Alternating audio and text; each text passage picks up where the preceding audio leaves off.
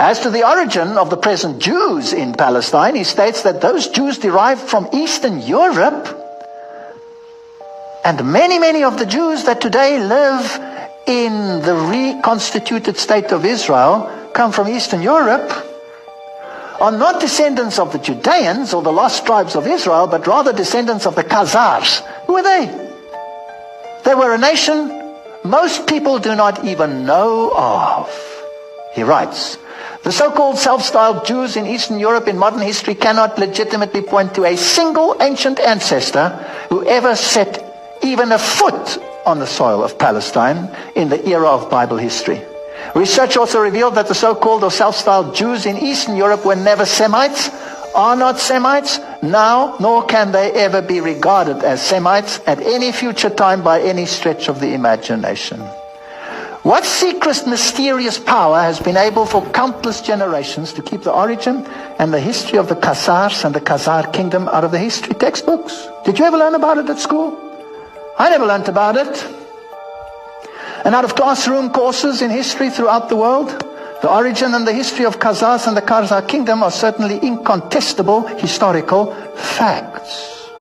Mr. Zundel and his defense team, prior to my going, that if I did in fact find facilities that could have supported executions, not only whether they did support the executions, but only whether or not they could have sustained gas executions, I would make that very clear in my report, and that is what I would testify to when I testified in court.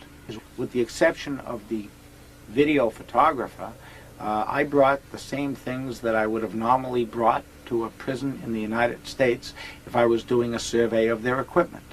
The draftsman was there to take and verify measurements. The drawings were made on site and then reproduced when we returned to the United States to document everything we saw. I personally made photographs and produced a great deal of photographic evidence of the hardware and facilities that we found in Poland. And the video photographer, which was not a normal thing for me, was brought to document the fact that the forensic samples that I removed from the facilities, the control sample from delousing facility number 1 at Birkenau, and all of the other samples from the alleged gas execution rooms were properly taken, packaged for submission to the laboratories.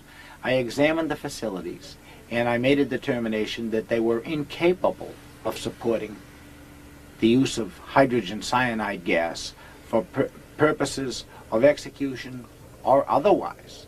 But additionally, it would be necessary to remove samples, return them to the United States for testing at an independent laboratory to in fact confirm what my visual inspection indicated, that these facilities never in fact contained hydrogen cyanide gas. What aside from the samples convinced you that these facilities could not have been used then or now as execution facilities? The samples in my mind were mainly corroborative. The reasons that I determined that these facilities were not or never could have been gas execution facilities are stated in my report. And it mainly is concerned with the design and fabrication of these facilities. The requirements necessary in the design of a facility that contains a highly explosive and highly poisonous gas. You must have gasketed doors, no windows, means of getting the gas in, means of getting the gas out, something for heating the gas and the air to constantly keep the right temperature, explosion-proof switches, lighting facilities, etc. None of these ever existed.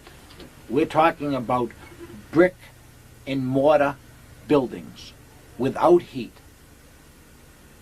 with non-explosion proof lighting, without gasketed doors, in some cases without doors at all, and with crematories that opened very close or adjacent to the facility. If these facilities were used for gas execution facilities, if those persons operating the facilities didn't gas themselves to death at the same time that the executees died, they certainly would have been blown to bits when the gas exploded from a spark arc in a switch, the heat of a light bulb, or the gas approaching and getting into the crematory furnace. I mean, it's just ludicrous to consider that these facilities could have been used as gas chambers. Well, we all know from reading the newspapers and watching TV that there's many Holocaust survivors who say that they actually saw gassings. They described them in minute detail, which relative it was they lost, down to the color of the corpses and the color of the smoke coming out of the chimney. How do you respond to these people?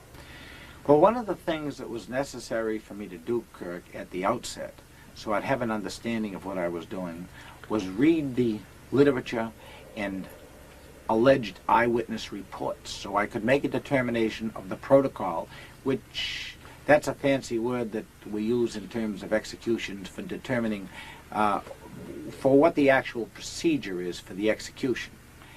And I found through these investigations that there is no such a thing as an eyewitness. I have never seen a report that was written by anyone who had a valid description of what could have happened at a gassing. So the long and the short of it is, there are no eyewitnesses because there were no gassings. Ceasefire now! Save the children of Gaza! We're standing up for our interests and values, not shrinking back. Not in the face of Russia's aggression against Ukraine. Not in the face of an intensifying strategic competition in the Indo-Pacific and around the world. If the witness will suspend, and I ask that everyone again respect this hearing, we will suspend until the room is cleared. Our diplomacy, our development must work hand in hand.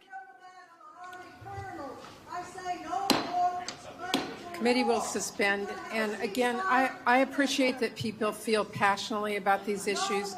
I would ask that you respect our witnesses and our committee members and allow the American people to hear their testimony. Come on, I'm an Army colonel, I'm a former diplomat, I resigned on that war in Iraq that you talked about. That was a terrible thing, and what we're doing right now in support